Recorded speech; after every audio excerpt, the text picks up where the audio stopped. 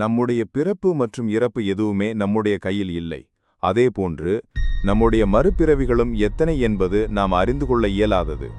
இப்படி கணிக்க முடியாவிட்டாலும் நாம் முன்பே பிறந்து வாழ்ந்திருக்கிறோமா என்பதை அறிந்து கொள்ள முடியும். அதற்கு பல வழிமுறைகள் இருப்பினும் சில அறிகுறிகள் அவற்றை நமக்கு உணர்த்திவிடும். அப்படி என்னென்ன அறிகுறிகள் உண்டு? நாம் முன்பே பிறந்ததை அறிந்து கொள்ள வாருங்கள் தெரிந்து கொள்வோம். உங்கள் ஆத்மா பலமுறை மறுபிறவி எடுத்ததற்கான 17 அறிகுறிகள். இந்து மதத்தை பொறுத்தவரை ஆன்மா என்பது அழியாதது, மேலும் அது மீண்டும் மீண்டும் மறுபிறவி எடுக்கக்கூடியது என்ற நம்பிக்கை ஆழமாக உள்ளது. இந்த நடைமுறைகளின் மூலம் நமக்கு அனுபவங்களும் பாடங்களும் கிடைக்க ஏதுவாக அமைகின்றன. மேலும் இதனால் ஆன்மீக ரீதியான உணர்வுகளை பெறுகின்றோம். இறுதியாக நாம் உடலின் பிறப்புகளில் கற்று தேர்கின்றோம்.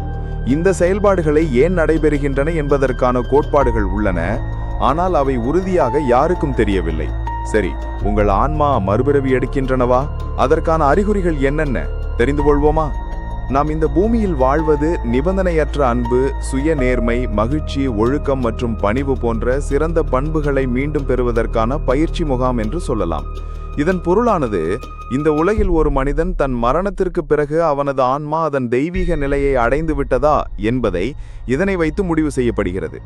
இந்த பண்புகளெல்லாம் ஒருவர் பெறவில்லை என்றால் அவருடைய ஆன்மா தெய்வீக நிலையை அடையவில்லை என்று பொருள்.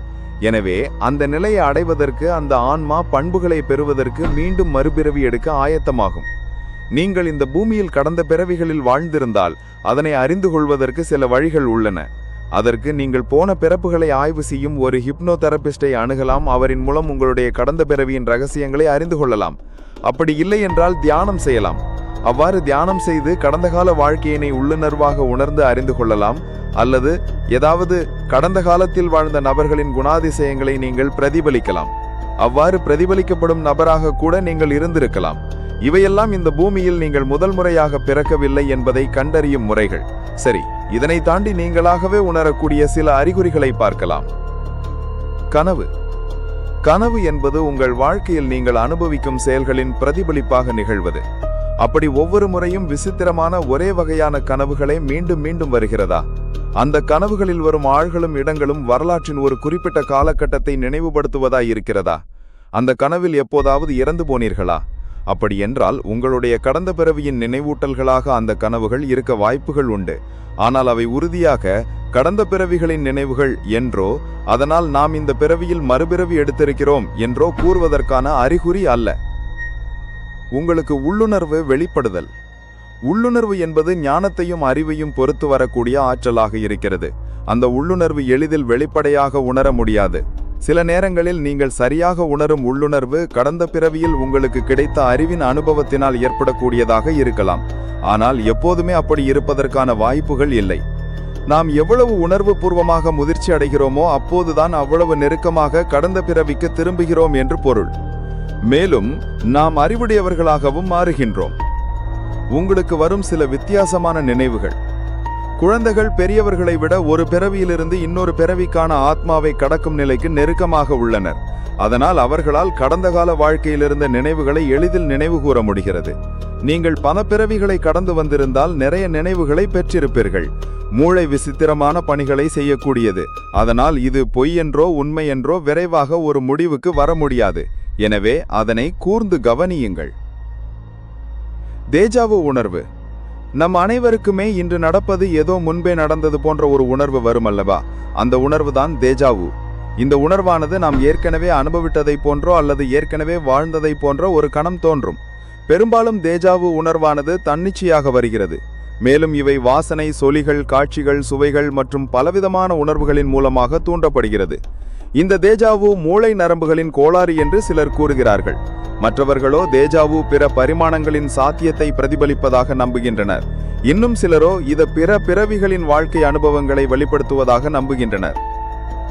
நீங்கள் மற்றவர்களை உணர்தல். முதிர்ந்த ஆத்மாக்கள் உணர்ச்சிகளை கடத்துகின்றன. சில சமயங்களில் அந்த ஆன்மா அவர்களை சுற்றியுள்ளவர்களின் உணர்ச்சிகளையும் அவர்கள் அனுபவிக்கும் உடல் வலிகள் போன்ற மற்றவர்கள் அனுபவிப்பதை நேரடியாக உணர்கின்றன. அதிக பச்சாத்தாபமுள்ள மக்கள் நிறைந்த பகுதியில் இருப்பதால் கூட இந்த சிக்கல் இருக்கலாம்.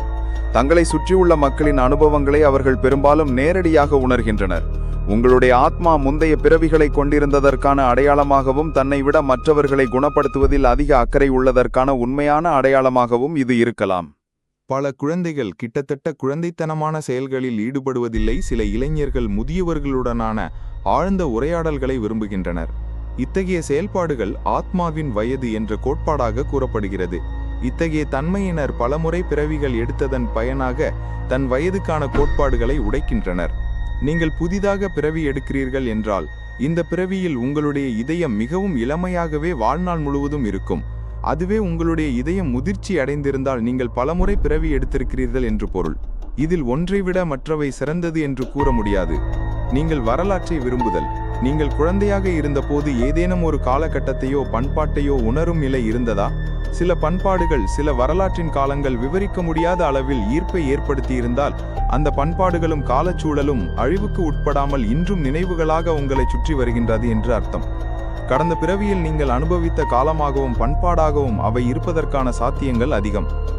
விவரிக்க முடியாத சில அச்சங்கள்.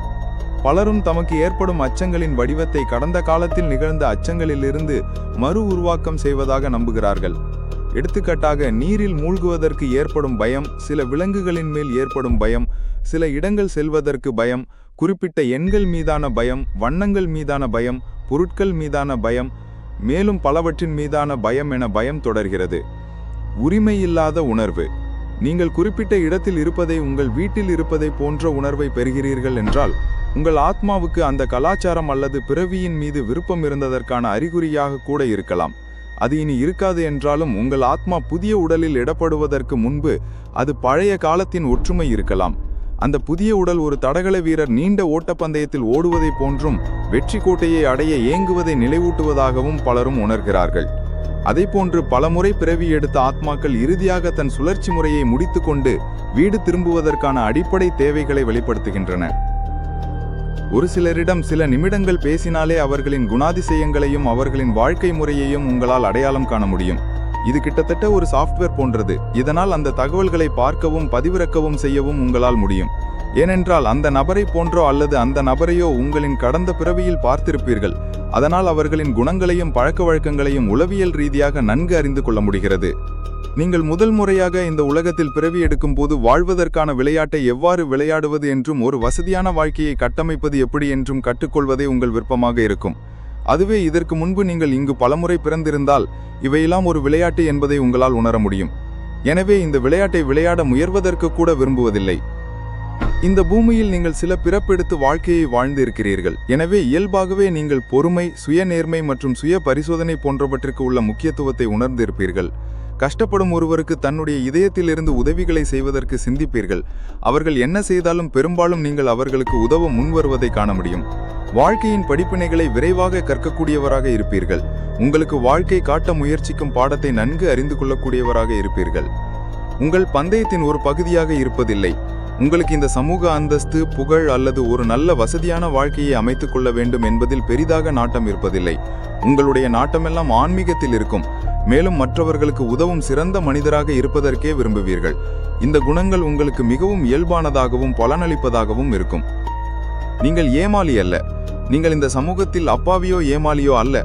நீங்கள் முன்பே இந்த மண்ணிற்கு வந்திருக்கிறீர்கள். எனவே மற்றவர்கள் செய்யும் மூளை செலவைக்கு புதிதாக பிறவி எடுத்தவர்களைப் போன்று ஆளாக மாட்டீர்கள். நீங்கள் அவற்றை பார்க்கும் போதே அதிலுள்ள பிழைகளை உங்களால் அறிந்து கொள்ள முடியும். அதனை பற்றிய செய்திகள் உங்கள் விரல் நுனியில் இருக்கும். உங்களிடம் பேசுபவர்களின் நோக்கத்தை எளிதில் கண்டறிந்து விடுவீர்கள்.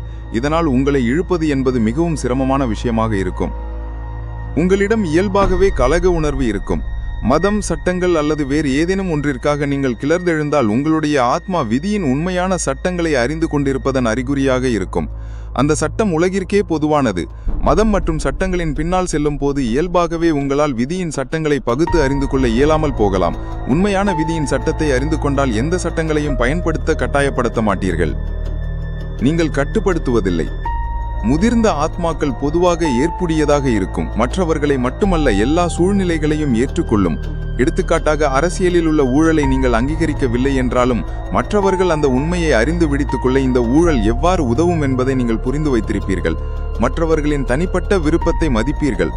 மற்றவர்களிடம் வாய் வழியாக சவடால் விடுவதை விட தந்திரத்தால் செயல்படுத்த அதிக வாய்ப்புள்ளது. உங்களால் எளிதாக ஹேங் அவுட் ஆக முடியும். முதிர்ந்த ஆத்மாக்கள் பொதுவாக மற்றவர்களுடன் பழகுவது எளிது. அவர்கள் அனைவரையும் ஏற்றுக்கொள்ளக்கூடிய தன்மையுடையவர்கள். ஏனென்றால் அவர்கள் எவ்வாறு கருணையுடன் இருக்க வேண்டும் என்பதை அறிந்த அருளாளர்கள். பழைய ஆத்மாக்களை பற்றி வைக்கப்படும் குற்றச்சாட்டு என்னவென்றால் அவர்கள் பெரும்பாலும் தனித்தும் ஒதுங்கியும் இருக்கக்கூடியவர்கள். புதிய ஆத்மாக்கள் இதை புரிந்து கொள்வதில்லை. இருப்பினும் ஒரு பழைய ஆத்மா எல்லா சூழ்நிலைகளிலும் மிகவும் இயல்பாக இருக்க முடியும். அதை பாராட்டலாம். எனினும் இளைய ஆத்மாக்கள் அதை கண்டு கடுப்பாவார்கள். மேலும் இதுபோன்ற வீடியோக்களுக்கு சப்ஸ்கிரைப் செய்யவும்.